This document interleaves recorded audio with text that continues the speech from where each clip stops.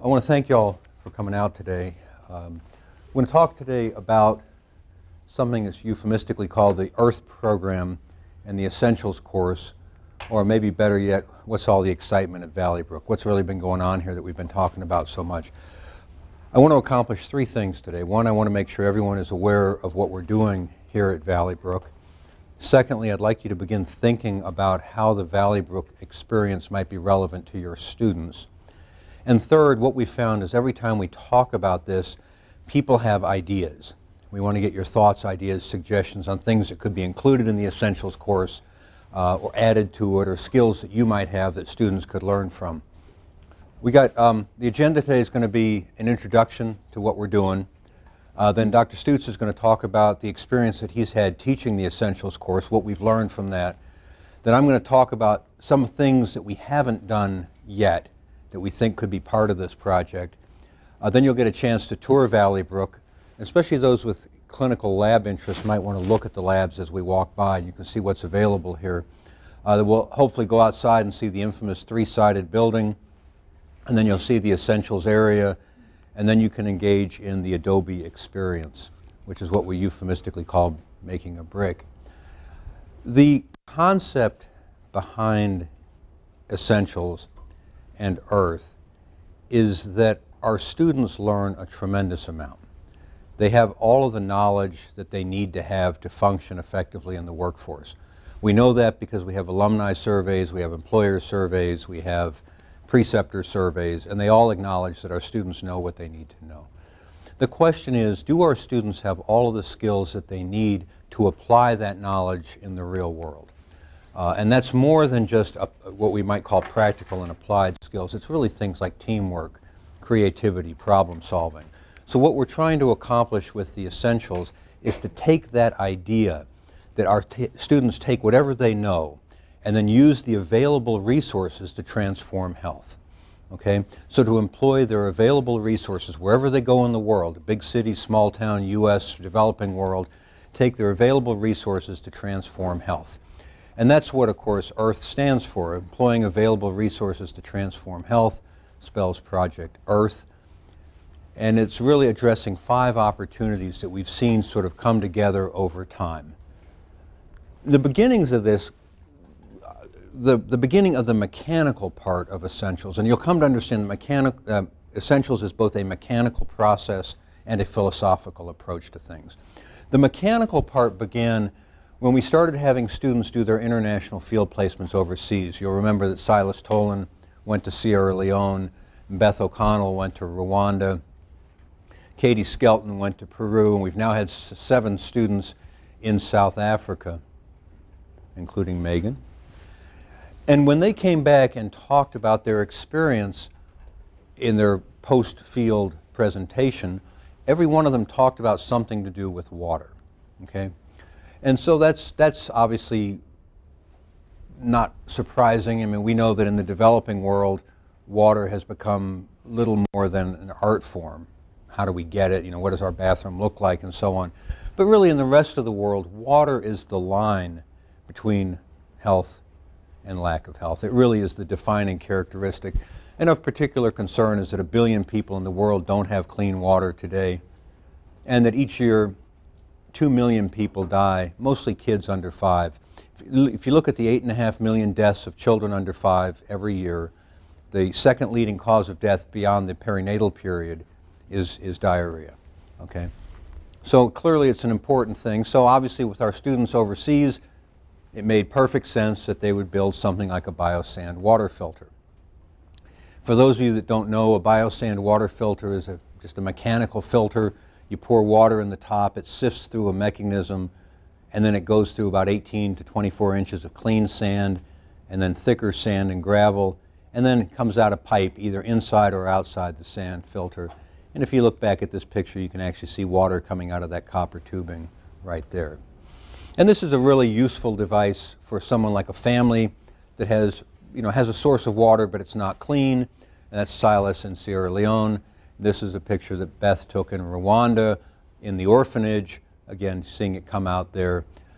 And if you do it right, you can make a metal frame, as you'll see downstairs, and you can pour concrete into the frame, let it dry, make a biosand water filter, take it out, then make another one and make another one. And so what you've created is not only clean water, but a business opportunity for the developing world. Someone can actually sell these and make a small profit. And that's all really good, because we've taught our students how important clean water is, and they were producing clean water in the developing world. The only problem with this is that we didn't teach the students how to do this. Okay? So here we were teaching them the importance of clean water, but not actually giving them hands-on skills in how to produce that clean water.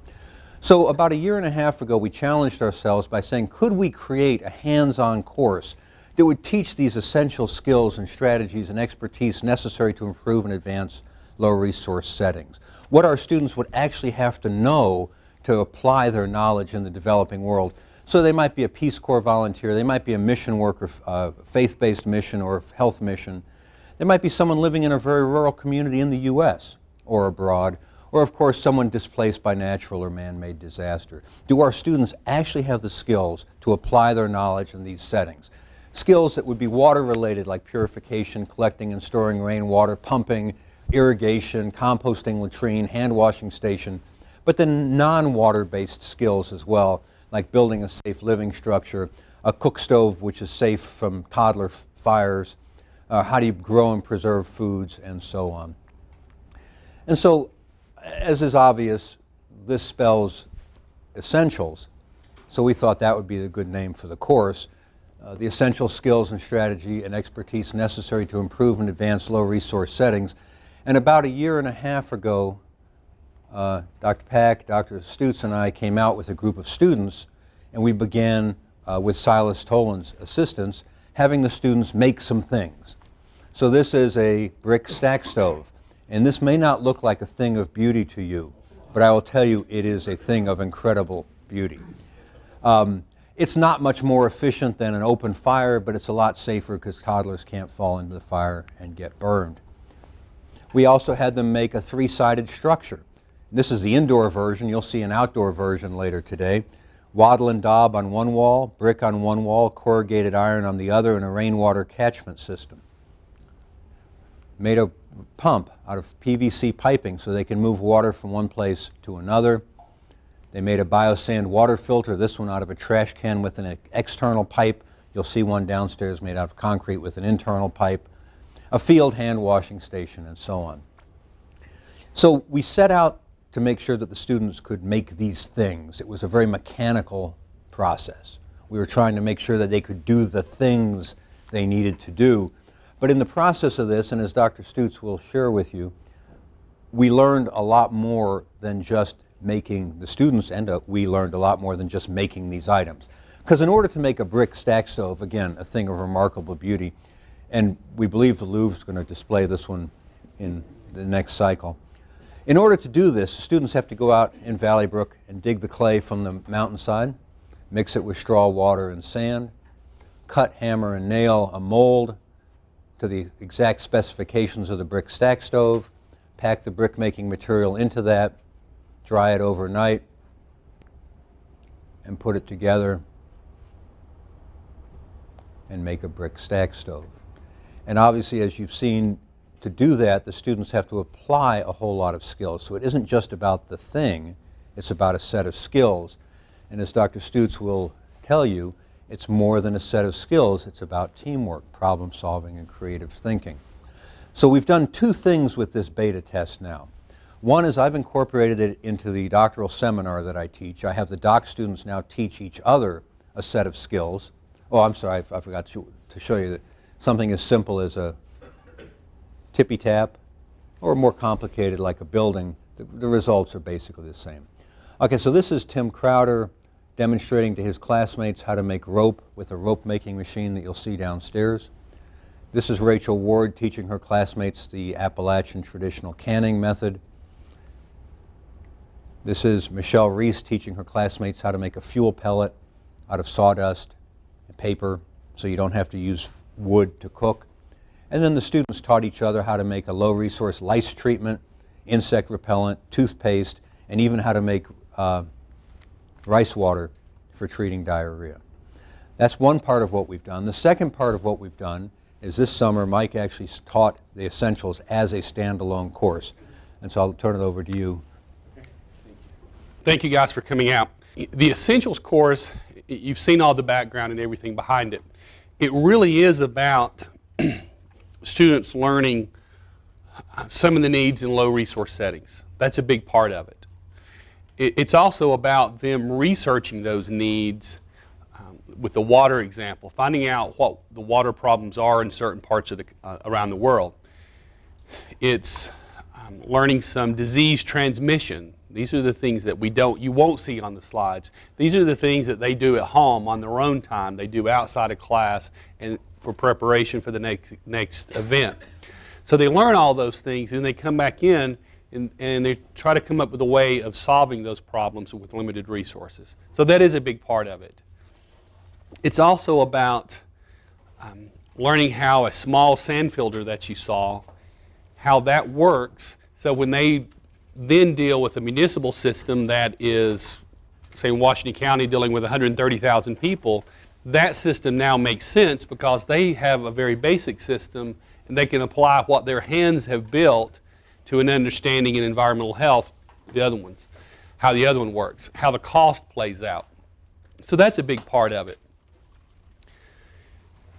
But the part that, there's two things that from a teaching standpoint that's invaluable out here. The first one is they get to implement something. They get to do something. For all the years I've taught, I teach assessment and planning and evaluation, and then it's always, and when you would implement this, you would do something like this, and let's say that your results are, what would you do? That doesn't excite a whole lot of people sitting around 136 going, well, it might work when we did it. And you all teach things like that, if you got to implement it. Well, here we do. And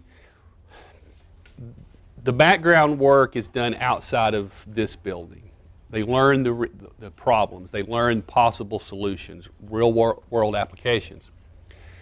Then, when they come in here, they're given a set of resources. They're given a set of time. And this is what you're going to have to deal with. This is what you have to work with to solve problem X. That goes back to any work environment, given a certain amount of resources. We all deal with this every week. We have so much time, so much money, and so much effort with our staff. What can we get done?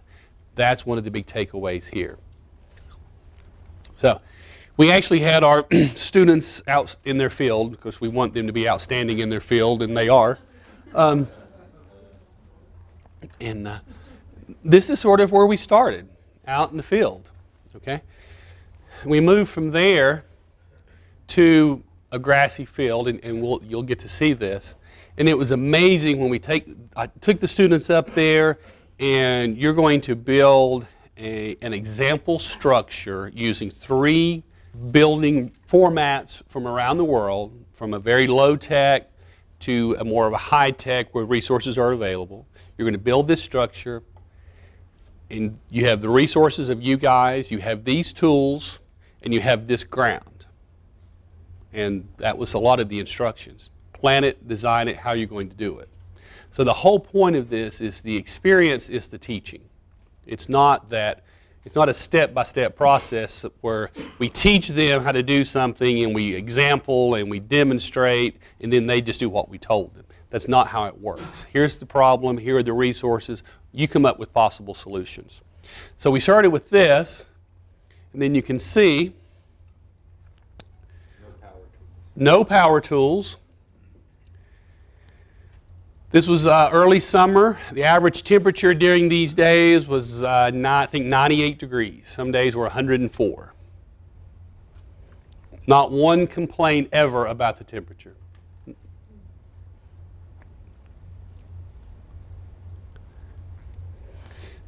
Maybe one student out of the group had done something like this. Maybe. So it was amazing to see what we're doing. That day, the students would listen, understand, and start doing it.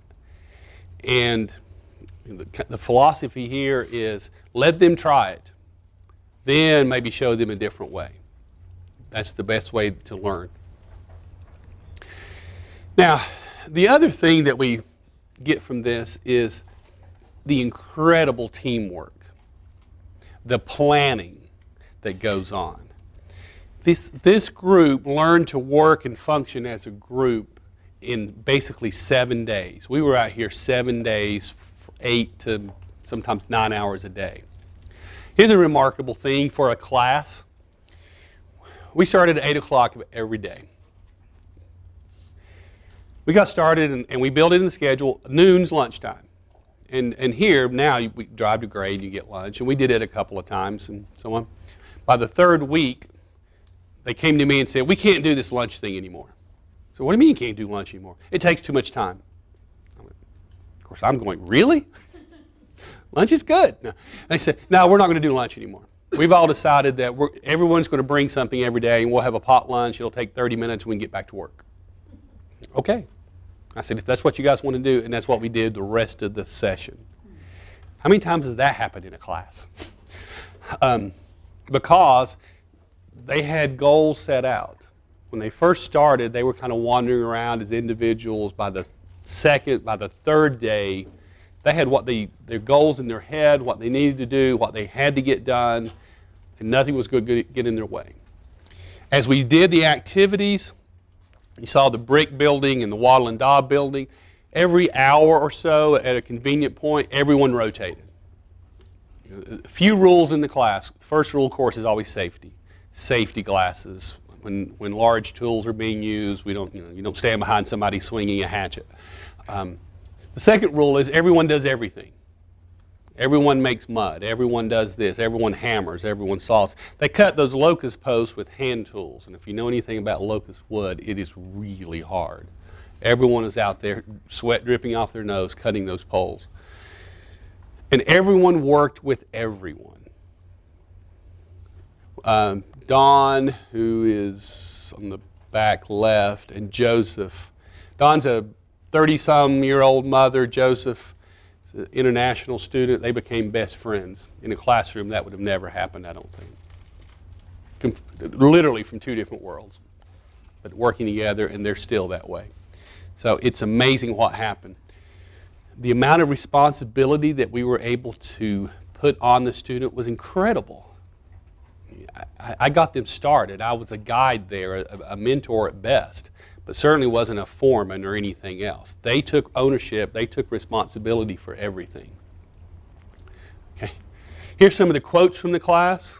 I'll just let you read those. And this is where it goes from the classroom to essentials and essentials back to the classroom. It makes the textbooks real. It makes the lectures real.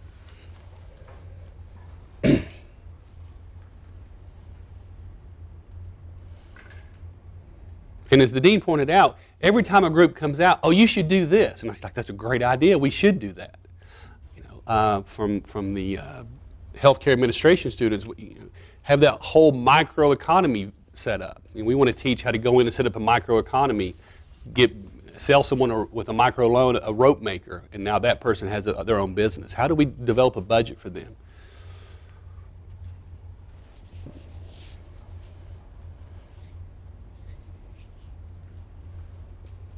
And these are all students from this class, the summer class. And here's Courtney Stanley, who was in the class, who is now in Muncieville in South Africa.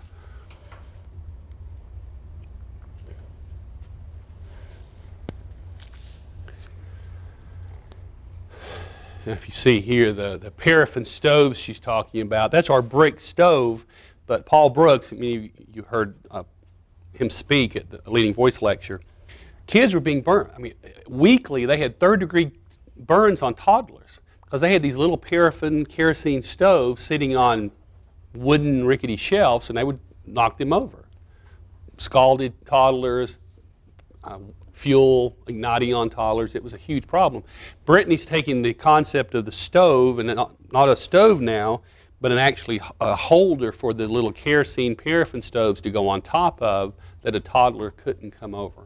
So what she's taking her skills applying may save hundreds, if not more, of toddlers from having life-altering burns.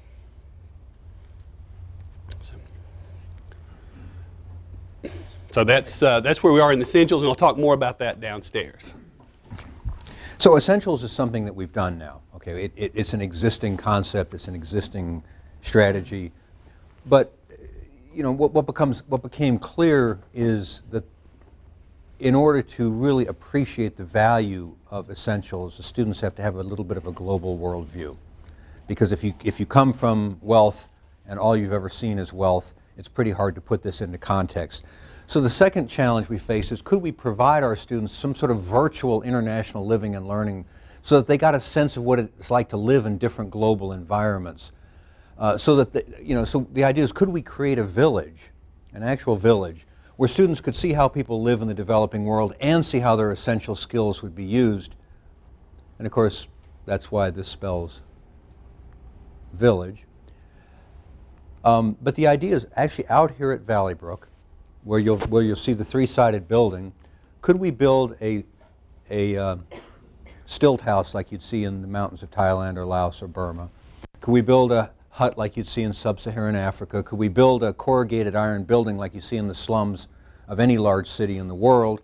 Or could we build a place as nomadic tribesmen might live in Mongolia or somewhere else, even more close to home, a sod house like we would have had in historic America, or an Appalachian house like we would have here? Again, this isn't just show and tell, though it would be interesting to do that. Once you have the village, you could then also play out real-world scenarios. We've already had doc students writing scenarios for our master's students, but this would allow them to actually do it in a real-world setting. So when Megan was in South Africa, she had to teach them how to do an urban garden. I don't think you'd ever taught people how to do a garden before, but they did pretty well. But you could actually practice that with role-playing here in Valleybrook. Or as Mike mentioned, the Safe Shack initiative. And you have to be careful when you say that. But imagine trying to make a shack safer for a toddler in a real shack. So this was a picture I took in Mongolia. Right? There's the cook stove, which is vented, which is nice. The problem, and there's a heating element in there. The problem is it's propped up on two rocks, and there's a young child and a baby. If that were to collapse, either the boiling milk or the fire itself would get on those kids. Here's a picture in sub-Saharan Africa with an open flame. That's not a toddler, but you get the idea that if you can go into a hut, go into a village, you could actually practice. What could you do in this village to reduce the risk of malaria? All right, well, all of a sudden you realize that having a three-dimensional place, or even doing a community needs assessment in a real community. So that was really the second part. The first part was essentials, which is the skills. The second part is village. And this is an overview of where you are now. You'll notice that little triangular shaped corner, that's you. Not actually you right now. Later on, you're going to walk down and see the essentials wing. But we've also been given this valley out here. And right now, the only thing out there is this three-sided structure that the students built. But eventually, we'd like to have a teaching pavilion, 6 to 8 huts from different places in the world, a working garden, a rainwater catchment area, and a student work area. So that when the students actually walk in there, the rest of the world stops, and that becomes their living and learning environment. And that's why we talk about the village as a living and learning experience. In the process of developing the essentials, we've talked to a lot of people. And we always say, what do you wish you had known before you went overseas? What's a useful skill? So people say, well, wheelbarrows. That was one of them. How to make soup, how to plant trees. There's a whole, but every now and then someone would say something for which there wasn't a solution. All right? What do you do with discarded plastic bottles? What do you do with all these plastic bags you see all over the world? So the question is, could we identify challenges that we could actually focus on out here, have student-led research working on some of these problems? Problems like, what do you do with discarded water bottles? What do you do with plastic bags? What's the best way to home sterilize? What indigenous crops are best for a pregnant woman or a toddler? How to preserve food without refrigeration? How to create a business from recycled trash? Okay? And just to give you a sense, there are already some really creative ideas. We didn't come up with these. But one of them is this idea of dropping a plastic bottle through a corrugated iron roof. It gives the equivalent of a 50-watt bulb for someone who doesn't have electricity in the daytime. Here's another use for plastic water bottles, caps and gowns. Probably not relevant in the developing world as much, but maybe so. Here's a basket made from recycled plastic bags. Here's high-end jewelry, maybe not, made out of beer caps. Right? Maybe more relevant, here's a whole bunch of different types of urban gardens made out of anything that you can get your hands on. All right? So the idea, can you imagine coming out here and seeing a group of students dealing with a real-world problem? You put 50,000 plastic bags in front of them and you say, come up with 100 uses for this. So we want to create the Valleybrook Institute for Research on Technology for Underserved Environments, which of course spells virtue, because we're not talking about research here to make money. We're not talking about a cure for malaria or AIDS or anything like that, but really research done largely by students solving real-world problems and wherever possible actually creating a small business opportunity. All right? So that's a natural extension of Valleybrook here. The fourth challenge is more about how we apply these skills. And what we'd like to do eventually is create worldwide opportunities for our students to engage in research, leadership, and distinction, where we would establish a relationship with one or more international partners so we would have regular ongoing projects. So instead of having one student in Sierra Leone and one in Honduras and one in Peru, we'd have one or two places in the world where our students would go on a regular basis to work with and for the local community. And while it might originally be health related, it could be eventually multidisciplinary, and eventually even with a full-time faculty member on site, so that students could go over there and actually have long-term ongoing projects. And that of course spells world. And you know, we've had students in a bunch of places, but as Megan will tell you, we think South Africa is probably the best option right now. Megan's seen this picture before, right? Yeah. The reason we like South Africa as a potential partner is several reasons. One is there's a tremendous need. This is the township of Muncieville, about 50,000 people, about 60% of them live in undeveloped corrugated shacks. But unlike many places in the world, it's not without some infrastructure, and that's key. All right, so they have portable toilets that are drained periodically. They do have the accessibility to clean water, though obviously when you put water in an open mouth container, it gets contaminated pretty quickly. But the most important asset that the community has that makes it important for us is to have a group called the Thoughtful Path, which is a community-led initiative where they have identified the priorities that they want to deal with. Okay? So the community has this piece of paper that they say these are the 7 areas we want to deal with: early childhood development, after-school care, all the way down to children's rights, youth sports programs, and so on. Now we as public health professionals might say that's not, you really should focus on water and immunization and safe childbirth, but this is what the community wants to deal with. And when you have a community that's opened the door for you, suddenly our students can go there knowing that these are the 7 things that they're going to work on. They can do research in advance. And then over time you say, by the way, did you know that? You can improve children's health. So this is a group meeting, and there's several things that are really important about this picture. One, young and old together. Another, men and women together. Another, you see how many of them are holding that piece of paper. This is something that they've adopted. And probably the most interesting thing, you can't really see it, this is the Desmond Tutu Community Center.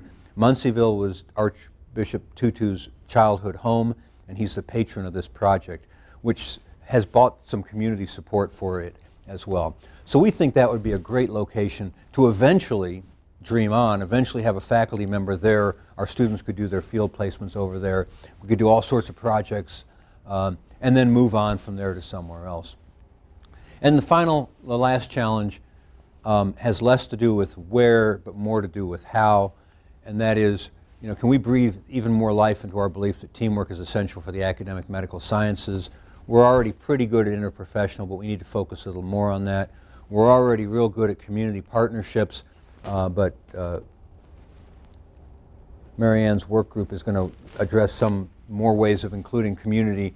But really, and we've done, I'm going to skip through this, but the real question is, can we even be more aggressive in teaching teamwork? Can we actually actively do that better? And one step in that, and that spells teams, eventually we'd like to have a classroom out here where our students might spend 1 or 2 days a week out here together.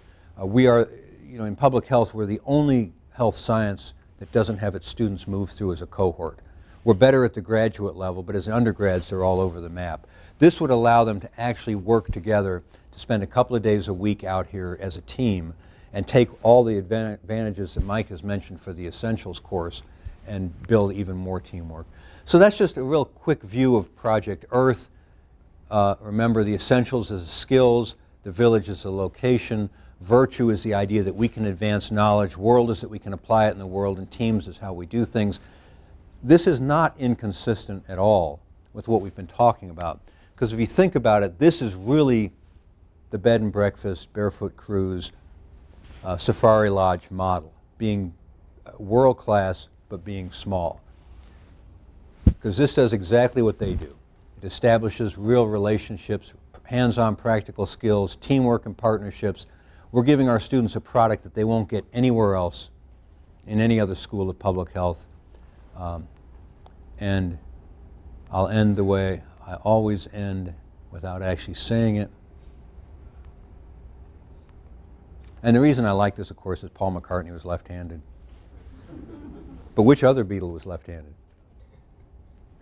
Ringo, that's right. Half the Beatles were left-handed. In fact, all the surviving Beatles are left-handed. Sorry. Okay. But not all successful. So I think if we continue to think creatively, again, this is just one idea. There's a whole lot of other ideas that you all might have.